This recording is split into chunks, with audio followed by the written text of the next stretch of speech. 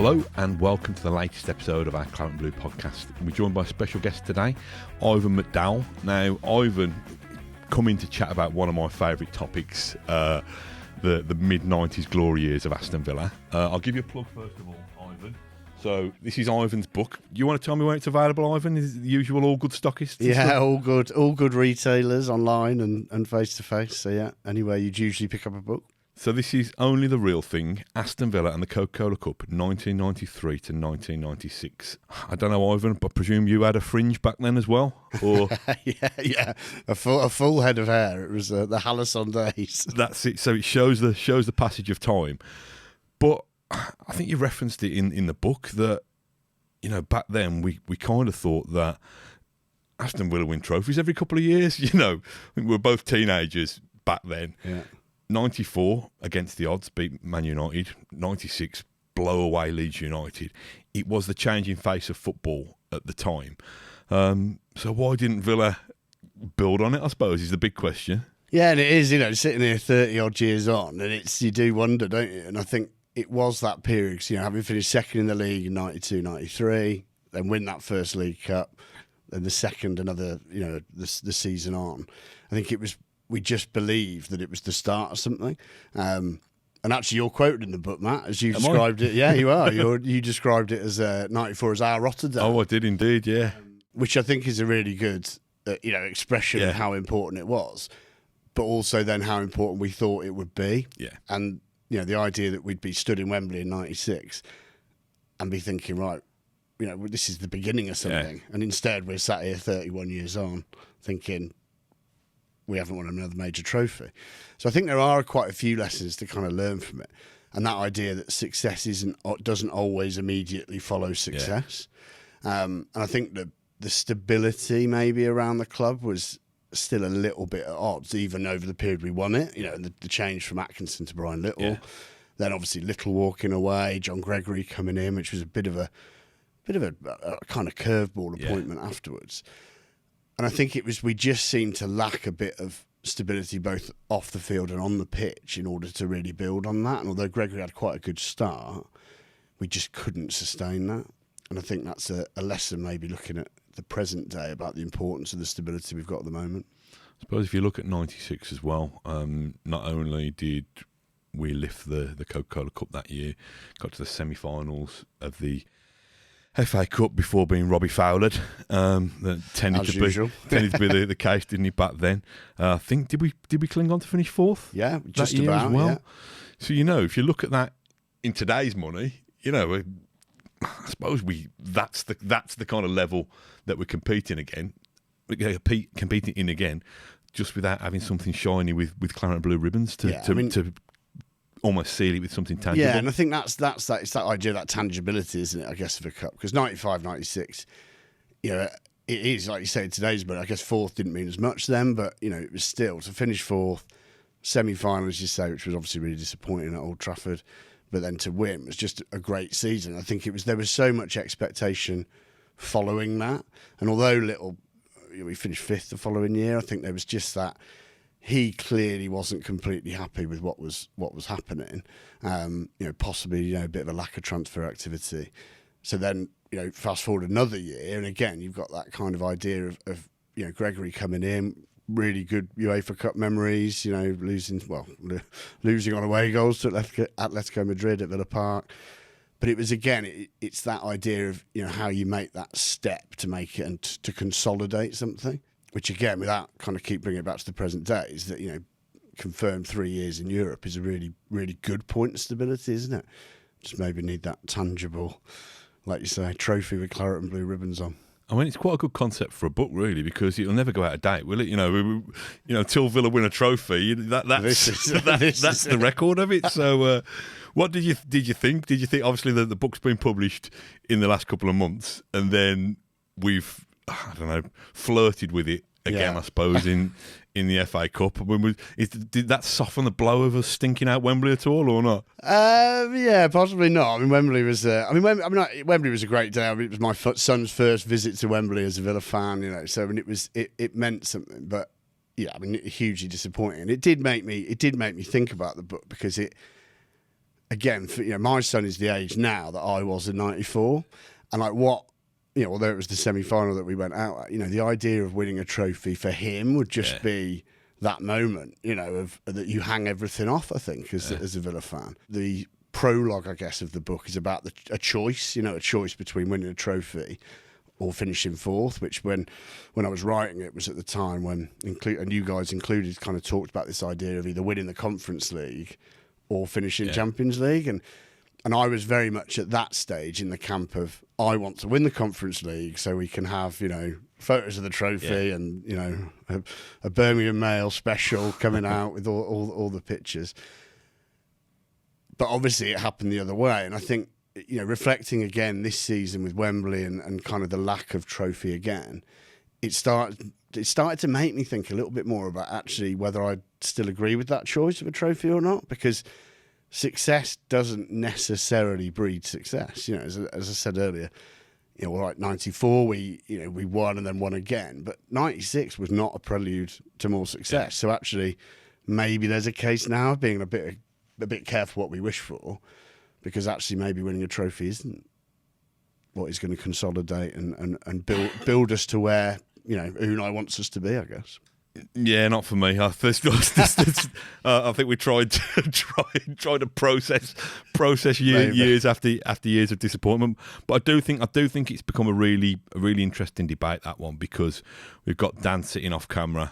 He's not getting any younger, but he's still a relatively young man, and he's seen us lift the playoff trophy against Derby at Wembley, and I think the fact that Villa have made the Champions League and made a good fist of it, and we're in Europe again, is obviously something to really be proud of. And it's probably surprised me, because I'm a miserable old man. It's probably surprised me how much I've enjoyed the Champions League journey, because I thought all this, I won't sing it, but the Champions League anthem, hoopla. I thought this was all a little bit of smoke and mirrors and hype for the FIFA generation, but I was actually swept along with it as well. And I suppose there is more razzmatazz to it now than there ever has been. And I suppose it still is the European Cup, which even people of mine, your generation, haven't been able to witness Villa in that. But I think it comes back, and it's very cliched, Ivan, but it comes back to when you look in the history books over the years, you'll probably see Premier League champions, the champions of all the European trophies, FA Cup champions, League Cup champions. I'm not sure you'll see us far down as fourth or fifth or whatever it may be. And I do think, certainly with the Unai Emery era, I think Unai Emery's probably already outperformed pretty much every Villa manager. In terms of the win rate and in terms of the transformation of a football club. But there's that one thing, before we commission the statue, he needs to be holding something shiny, in my opinion. Yeah, no, and I think, as I said, that was always kind of my view, and you're right. And again, the idea of those kind of heroes of '94 and '96, there are players there that will forever be remembered in the annals of Villa history, won't they? Kevin Richardson lifted it in '94, Andy Townsend 2 years later. And you're right, what it would mean to have John McGinn lifting a trophy somewhere forever, I think that is vital. And I think, I'm sure Unai absolutely feels the same. He's always put a lot of stock on that, hasn't he, with trophies. I just think it's interesting the way he's sort of maybe span it after Wembley a little bit around kind of, the league is the priority in so many words. So...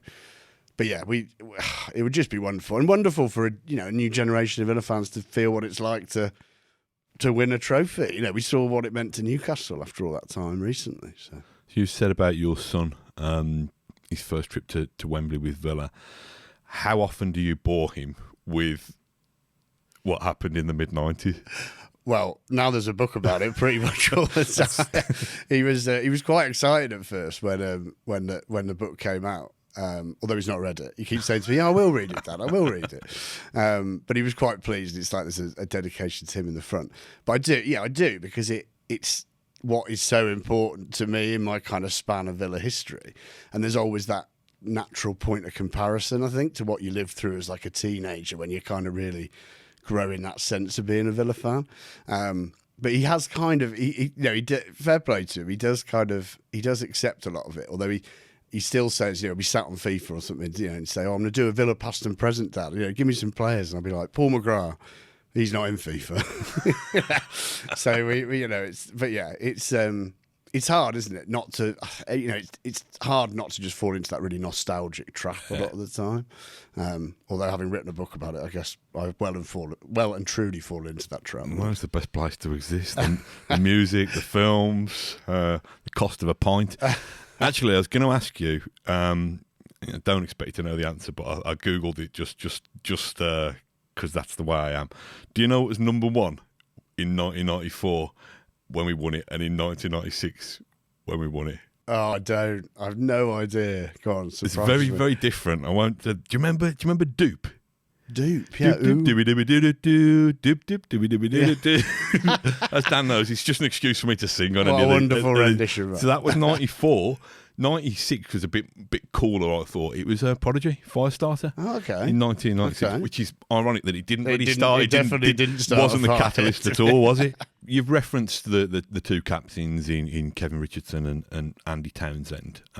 Just as a really random aside, my wife now, girlfriend at the time, used to be into cross-stitch. So she'd rock and roll, aren't we? Yeah. So she made me this cross-stitch Kevin Richardson, like very, very neatly kind of thread. I might need to put, when you come around and reconfigure my home space, you might need to get that on the wall. But so anyway, what the point I'm making is Kevin Richardson was famous enough for us to get his own cross-stitch. Yeah. Andy Townsend's lifted the cup 2 years later.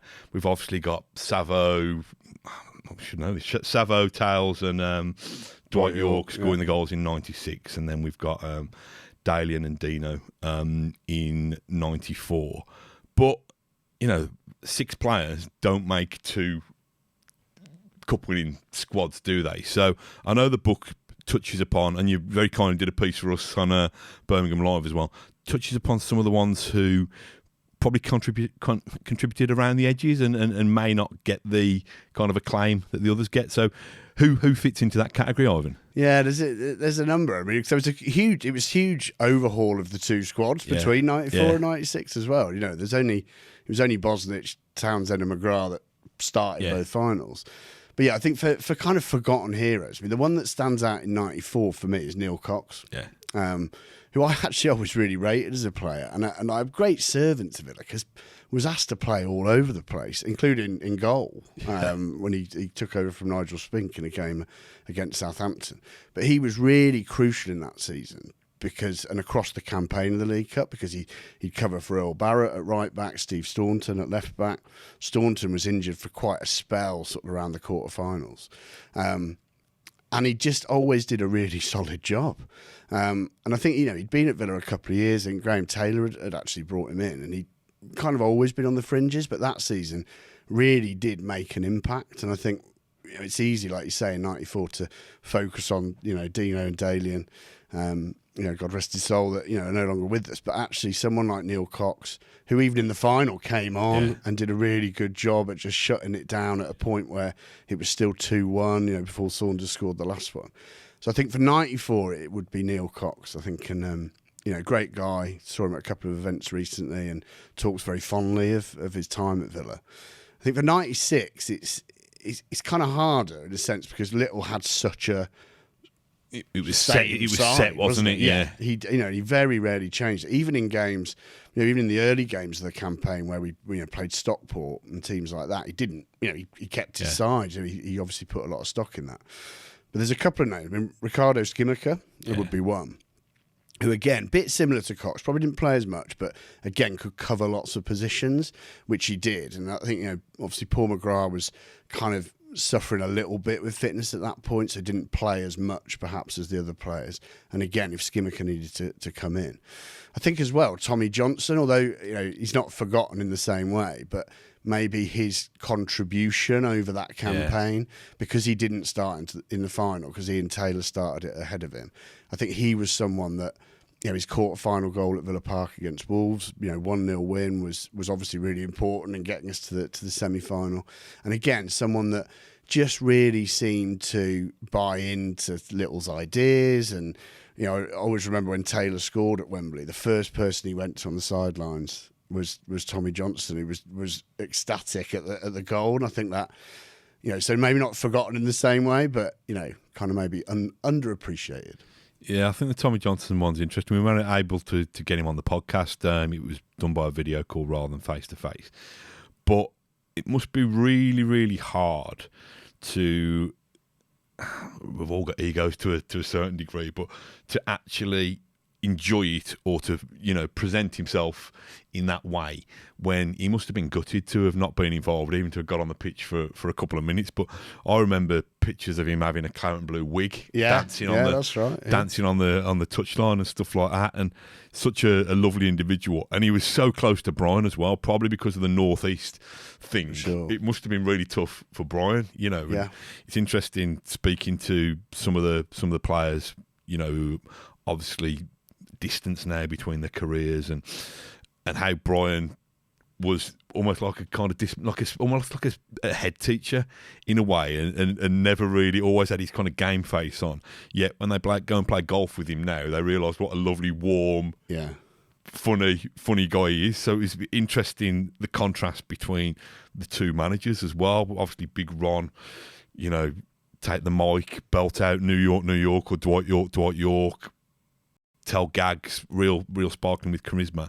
And then Brian, who's actually got that side of his personality but kept it hidden when he was leading Aston Villa. My reflections on it now is that for Ron Atkinson, it was very much the end of a process. Villa winning that League Cup, and he'd built a team with very experienced players, like Richardson, Ray Houghton, Gary Parker, Sean Teal, people that were really solid, experienced pros that were going to take on that kind of mantle of finishing second in the league to then build towards winning something. So I've always sort of felt that '94 was like the accumulation of the Ron Atkinson era. I think Little and '96 felt at the time like it was the start of something. Although they'd won the same trophy, it felt like he'd completely torn apart Ron's squad, really. And all those, the likes of Gary Parker, Houghton, Earl Barrett, Teal, nowhere to be seen. And it felt at the time that he was, recrafting perhaps the football club in a little bit of his own image, the way they were looking to play. Very forward-thinking manager, three at the back, which now is really common, but wasn't at the time, And I think a way of obviously getting McGrath in the team alongside Southgate, who he'd signed as a midfielder, and of course Hugo Echiog. And it felt, as I say, like it was the beginning of something as opposed to Ron's end of something. Although obviously that's not what happened. But. Yeah, I mean, I suppose you're right in the scale of the rebuild that Brian had to undergo. I think as Villa fans, we probably didn't think it needed such drastic surgery because we'd seen Ron get so close, but it did start to creak towards the end of Ron's reign. But it probably has some parallels with when Ron had to rip it up when he arrived and completely rebuild the squad. So I do get that. I think it's right. It was almost like, this sounds silly, but it was almost like the League Cup ended up being a consolation prize for Ron when we actually thought the league title was gonna be ours. And I think by the time Brian came in, the League Cup was seen as the first building block on our route to sweeping everybody aside. But I think by then Manchester United had established such a foothold, hadn't they? Because Ron wasn't able to oust them in the early days of the Premier League. But I think the good thing about it, and you probably would say this about any managers who lift silverware, but I think Ron and Brian, obviously Brian had been a hero, a playing hero at the football club anyway.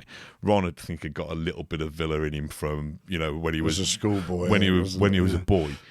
But I think sometimes we can have a chip on our shoulder, Ivan, that people don't recognise what a brilliant club, what a big, real. I don't know what the word is. Giant of English football, I suppose. Aston Villa is, and that's probably us being a little bit biased, but I thought Ron and Brian, especially when they're parading trophies, seem to wear that well. That being proud of what Aston Villa are. They absolutely got it, and I think that although Ron's link initially was only a small one, I think he did.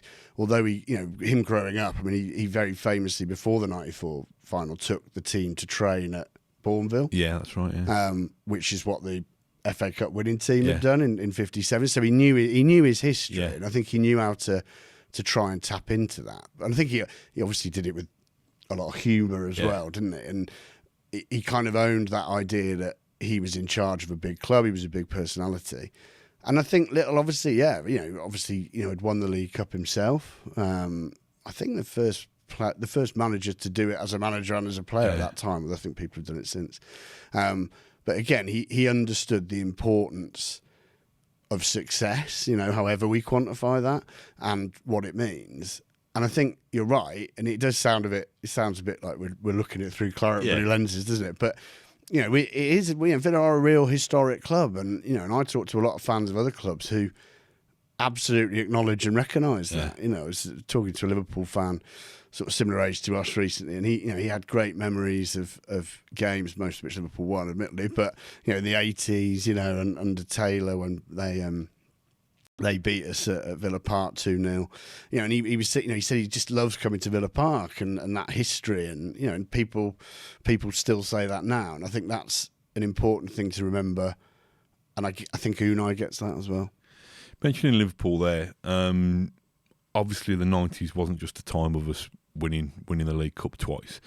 My mind goes to the Holt's last stand. What your memory? How old would you have been then? So '94. I think I'm a couple of years older than you. So. Yeah, so I was 12. So yeah, stood on the Holt that day. Still got my evening mail. That's it, little certificate saying I was there. I mean, it felt.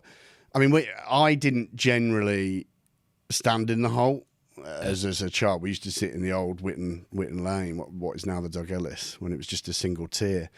But yeah, my dad took me onto the Holt that day as a real, he felt it was important, and obviously it was, and I think that as accumulation again of that season, having won the League Cup and then the Holt go in, obviously parading the trophy on that day, beating Liverpool with 2 Dwight York goals, it felt again just that sort of iconic '90s kind of era, really. And I think that's important to note, isn't it? It's not just '94 and '96 League Cups, but a lot happened. A lot happened in that era. The last day of the Holt being one of them. Inter Milan the following season, of course. And Ray Houghton, who I mentioned earlier. A standout European night. That maybe wasn't bettered again until this season, possibly. Yeah, no, I think you're right. I think it's funny that Holt's last stand, because we got. Do you remember Dave Chance, who sang "You'll Never Walk Alone" and got booed by the Holt end? Yeah. We got him on a couple of years ago as well, and he was a lovely fella actually. And he was, I think he was saying it was Doug and Abdul Rashid. Well, throwing somebody else under the bus, said it was Doug and Abdul Rashid's idea. Sounds like it might have been a Doug idea, to be honest. The Inter Milan one. I can't remember if it was before the game, or I think it might have been a week later. I didn't go to many aways, but I went to see Villa at Wigan, at Springfield Park, I think it was. Real dive. It must have been after the Inter Milan game, although people will probably expose my story by saying it can't have been. But I remember Phil King getting the biggest hero's welcome as he stepped off the coach. Yeah. And I think one of the things about that era, Ivan, as well, and this is again kind of old man shouts at cloud type thing, but you felt that connection. Because as he got off the coach, you could probably go over and ruffle his hair or whatever. Where now it would be parked in a separate security area. And I get it, I understand it, but I think you touch on some of this in the book in terms of the wider landscape of football as well. It was probably, obviously Sky had come in and football was changing, but it hadn't quite changed. It was still real. Is that fair to say? Yeah, I'd agree, Matt. I think that, I mean, 94 was obviously, the Premier League had begun, but it still felt, you were still watching players that played in the old First Division. I think that's a big part of it. So when you're watching Ray Houghton, for example, you can picture him as much in the '89 Liverpool kit as you can kind of, and although that whole new ball game of Sky and the Premier League, it hadn't quite taken off, had it? And it certainly felt more accessible. I think it had really begun to change by '96 though, and I think there's so many, even some really kind of anecdotal stuff around kits and sponsors, and like the Mitre copiers had obviously stayed with Villa across the late '80s into the '90s, changing to Muller, then changing to AST, Reebok making the kit, this sort of thing, and also the players, because I think the players, there were less and less by '96 that you could remember almost from that old First Division, and the likes of Savo Milosevic playing for Aston Villa, if Savo Milosevic had been there in '94, it would have been a real outlier, but by the time we got to '96, that idea of a kind of global players and a global league, I think, was really beginning to set in. No, it's weird. I suppose it's, wasn't it Villa? Mind you, that was by the 2000s. Didn't we have the last all British 11? Yeah, under in the Gregory, Premier League, wasn't it? Yeah. But already, like you said, by the time you got to the mid to late 90s, having a foreign player was almost a luxury, wasn't it, or a novelty? Well, and they weren't always great, were they? Let's be honest. I guess we had Bosnich. I guess Bosnich was, but I guess the other example would be like someone like Darius Kubica, who unfortunately never really kind of stood out. But it was. They were very much, and they were sort of almost cult heroes, I suppose, because they were international, weren't they? Which Savo was. The ultimate that when he, remember him signing in his bandana and Doug trying to hawk bandanas out. It never really took off, did it? That, to be honest, he only wore it for his signing. I don't think he ever wore it again. I think it was just a marketing plot. I think it absolutely was. Yeah. The thing that I remember fondly about that era was Lightning Seed's Life of Riley over the goal of the month. That we seemed to have 2 or 3, whether it was somebody scoring a screamer like Dean Saunders against Ipswich, which at the time seemed like it was struck from about 7 miles away. The more you watch it now, it was about 10 yards and the goalkeeper was about that big. Villa scoring goals with like a 25 pass sequence, and then Staunton would get it down the left and sweep it across, and Dwight York would tap it in, and it was. Use the word quite a lot on this podcast, but there was certainly not a big run. There was some swashbuckling football. Yeah, absolutely. He played. He played such a way, particularly with those fast forwards. Sort of Tony Daly having a bit of a renaissance. Really, I think Dalen Atkinson was. My dad always used to call him Sick Note, which I think is probably a bit unfair, but because he did so many wonderful things in a Villa shirt. Obviously, you mentioned goal. It was goal of the season, wasn't it, at Wimbledon in 92, 93. But they did, they played exceptional football, but it was driven from quite a solid base at the same time, and I think, having kind of Andy Townsend and Richardson in that, I guess what would now be described as a double pivot. We wouldn't have had a clue if somebody had said that to us. You'd just be like, thought, is that a cocktail or something? But it allowed, I think, that platform then for Daly, Saunders, Atkinson, Froggatt when he came in, Graham Fenton in the final, sort of another kind of name from the past. And then I think again under Little, and I think moving or finally someone giving Dwight York a chance through the middle, because he'd been at Villa a long time, hadn't he? And certainly Big Ron. Used to stick him on the wing, or he'd come on for one of Saunders and Atkinson. But I think York became that focal point. But I'd say one of my favourite goals from the era was a Mark Draper free kick against Stockport. Yeah, it was in the League Cup. Yeah, in the League Cup, and Andy Townsend just flicked it up from the free kick, and Draper just followed it over the wall. And I actually think Mark Draper is someone who was really important to Little's style and kind of defined almost the way that they played. Again, obviously still alongside Townsend, but clearly when Little did sort of rip apart Ron's squad, I think the midfield was quite a focus. And although he'd brought in Taylor earlier as that's kind of drive in box to box, I think Mark Draper's creative kind of vision was really important in that side. Silly as it sounds, he probably goes down as unsung heroes in a way, and possibly neglected Draper. I remember buzzing when we signed. I mean, we did have a history back then of signing players from relegated teams and them starring in the relegated team and not being so great when they joined us, like Sasa Churchic. I mean, I've probably been a bit unfair on Alan Thompson. Alan Thompson was okay, I thought. I don't think he ever set the world alight. Well, not compared to what when we he'd been so great at Bolton, hadn't he? Yeah. And I think you're right. But I think Draper. Yeah, for a spell, was a really important kind of fulcrum, I think, of how Little wanted to play. Yeah. So, I mean, listen, I suppose it's how long is a piece of string. Do you feel it? Do you feel that it's coming in terms of us actually getting our hands on something in the next? I mean, what are we now? We're 2025 now. We're 29 years on. We're not getting any younger, Ivan. Do you think that? Yeah, I think it needs it, doesn't it?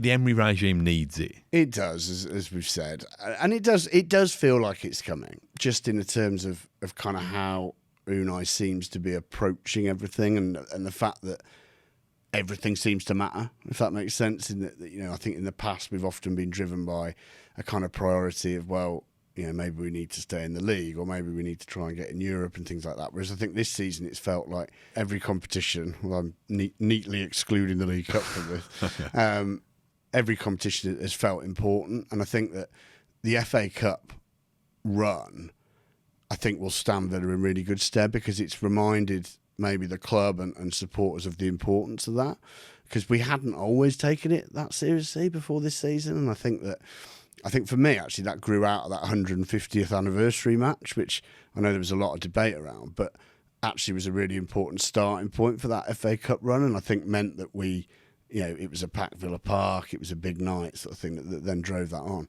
So I do feel that we are putting ourselves in a position to be challenging on all fronts. And I think that no matter what the maybe sound bites that come out from Unai Emery, he will be desperate, as we've said over the course of this pod, desperate to kind of have something tangible to show for this era of his time at Aston Villa. Do you think the fact that Villa's squad probably rivals anything that we've seen since these great achievements in the 90s means that it shouldn't necessarily, and I don't get carried away saying it is going to happen, I don't want to jinx it, but it shouldn't necessarily be a fluke, because we've got good players who can find ways of winning football matches no matter who the opposition. So it should be that you keep building and building and building. Just got to topple that first one down, I think, haven't you? Yeah, absolutely. And I think that and I would hope that when that does happen, and hopefully soon, that will, maybe in the sense that 96 wasn't that, we're in a position now where winning a trophy could absolutely lead to a kind of, a dynasty type point of regularly competing and winning things. Because you're right, the players that we have, the likes of Morgan Rogers, Pau Torres, these are players that are probably not even at their peak. They are approaching their peak under probably, the best manager in we could have at this point, in terms of developing a culture, developing a way of playing, developing those players. So yeah, I think we should remain positive that it's going to happen. Well, I'll finish with another useless fact. I think in the mid-90s, a pint of lager apparently was about £1.56. So I promise you, Ivan, the next time Aston Villa do win a cup, I will buy you, what's that, about a quarter of a pint now, is it? I think Yeah. So we'll celebrate with that. But just wanted to thank you for being a brilliant guest. As regular viewers and listeners will know, I love going on a wander down memory lane about that particular era. And I'll give you a book, another plug. Only the Real Thing, Aston Villa and the Coca-Cola Cup, 1993 to 1996. Soon to be superseded by us winning absolutely everything in the next couple of years. But until next time, you've been watching Claret and Blue Podcast. Up the Villa.